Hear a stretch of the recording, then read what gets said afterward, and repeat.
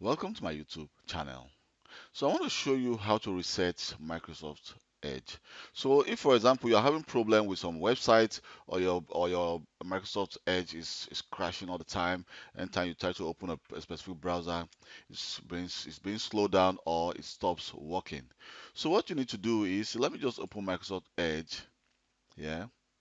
So let's say you decide to actually reset your Microsoft Edge by actually cleaning all your datas like the extensions, disabling the extensions, and all those stuff. So what you need to do is here under settings and more, here you have the option to actually click on the three dots here.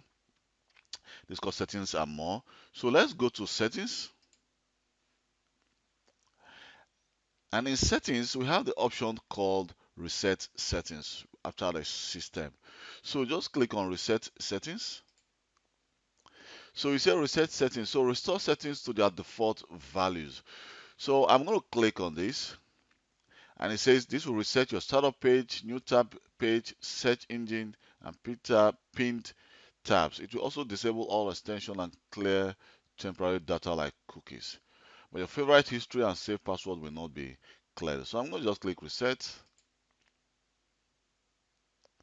So right now my browser has been reset. I don't have a lot of page on this browser right now or a lot of favorite. So I'm just going to close. So what you need to do is to close the Microsoft Edge, and it's also advisable to even restart your computer for the reset to actually take good effect. So you can actually restart your computer, or you just open after restarting your computer, then you open Microsoft Edge again, and everything will be clear. So all your cached, all your cache cookies and extensions, like extension will be disabled, your cache and every other cookies will be cleared.